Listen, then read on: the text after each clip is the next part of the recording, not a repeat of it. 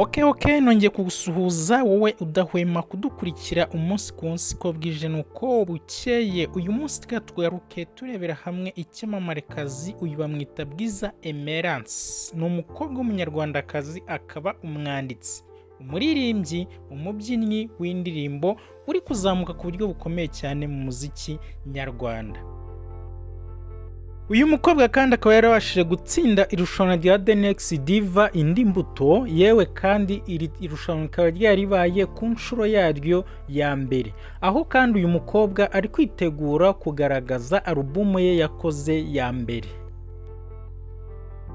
Tugarutse ku buzima bwite bw'iki cyamamarekazi cyangwa se bwa Bwiza Emerance, uyu nguyu yavutse ku itariki 9 Kamena 1999. Ni umukobwa w'imfura iwabo mu muryango w'abana 4, mu bakobwa 2 n'abahungu 2. Uyu mukobwa kandi akaba abana na nyina na se, aho baba i Nyamata mu mujyi umwe mu mujyi y'akarere ka Bugesera, aha ni mu ntara y'Iburasirazuba. Uyu kandi yavukiye aho bita Igitarama mu karere ka Muhanga, ari mu ntara y'amajyepfo y'igihugu cy'u Rwanda. Umuryango we waje kwimukira i Kigali, nyuma bajya gutura i Nyamata mu Bugesera. Turebere hamwe amashuri uyu mukobwa abashije kwiga. Bwiza Emerance kandi amashuri ye abanza yize mu mujyi wa Kigali muri Harvest mu murenge wa Kimihurura. Icyiciro rusange yakize mu rwunge rw'amashuri rwa Mutagatifu Joseph. Uyu mukobwa kandi amazije guhitamo ishami ryo kwiga, yize igihe gitoya mu rwunge rw'amashuri rwa Mutagatifu Bernadette, aha ni mu karere ka Gisagara. Asoreza kandi ayisumbuye mu rwunge rw'amashuri rwa Mutagatifu Aloyizi mu karere ka Rwamagana mu ntara y'Iburasirazuba bw'igihugu cy'u Rwanda. Bwiza Emerance yize mu mwaka wa mbere muri kaminuza Mount Kenya mu ishami ry'ibijyanye n'ubukerarugendo, Hospitality and Tourism Management, aho kandi yatangiriye kuhiga mu mwaka wa 2020. Garutse ku bijyanye n'umuziki w'uyu mukobwa w'umunyarwandakazi, uyu mukobwa ukiri muto cyane Bwiza Emerance yakuze akunda umuziki cyangwa se akunda ahanini biruturutse ku babyeyi biwe bajyaga bajyana mu rusengero, akishimira uko abona baririmba, ibi bigatuma akunda umuziki cyane.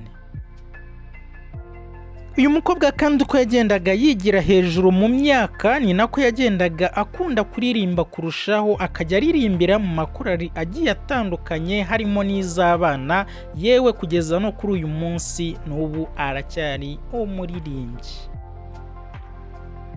Uyu mukobwa yatangiye kuririmba ku myaka ye 8 gusa y'amavuko, aho kugeza kuri uyu munsi udashobora no kumubaza amazina ya korali yaririmbyemo kubera imyaka itambutse atakiri muri izo korali z'abana. Biragoye cyane kuba ushobora kumubaza amazina yazo ngo ayibuke.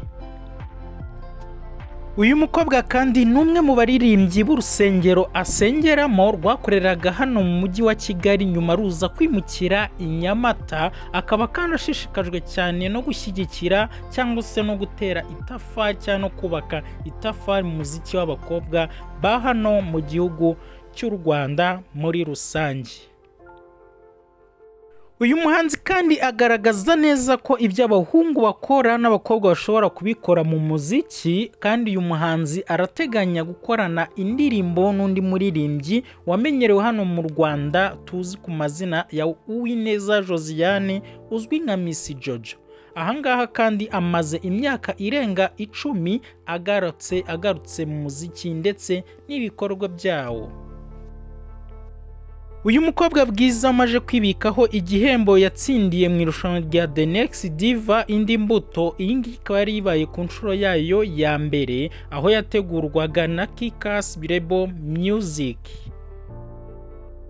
Ibi kandi byamuhaye amahirwe yo guhita atangira gufashwa n'iyi nzu isanzwe ifasha cyangwa se isayidira abanyamuzika bakizamuka, yewe no gukorana n'abandi bagiye baciritse bakiri hasi. Muri icyo gihe rero abangaba basenye amasezerano y'imyaka 5 bakorana, akaba kandi amajije gukoramo alubumu ye ya mbere, kugeza ubu ngubu atarabona neza izina ryayo. Iyi alubumu kandi izaba ishingiye ku rukundo n'ubuzima, cyangwa se izaba ivuga ku bijyanye n'urukundo n'ubuzima busanzwe, aho kandi buri ndirimbo izagenda isohokana n'amashusho yayo. Urumva ko uyu mukobwa afite iterambere rihambaye kandi ari gukora bikomeye cyane. Uyu mukobwa kandi Bwiza Emerance, nyuma y'imyaka 2 n'igice ishize, nibwo hangiye gusohoka amakuru agiye atandukanye avuga yuko yaseshe amasezerano yasohotse cyangwa se mu nzu ya Kikas Studio cyangwa se Lebo. Iyi ngiyi ikaba ariyo yamufashaga mu muziki we. Kuri iyi nshuro ntago akiri kumwe nayo, yamajije gutandukana na Kikas Lebo. Aya makuru kandi akaba yaremejwe na nyiri Lebo Kikas, uyu nguyu bamwita Kintu Muhamudu, aho yavuze yuko Bwiza yewe na abahuje imfura wareberaga inyungu ze bamaze gutandukana na Kikas bayitera umugongo.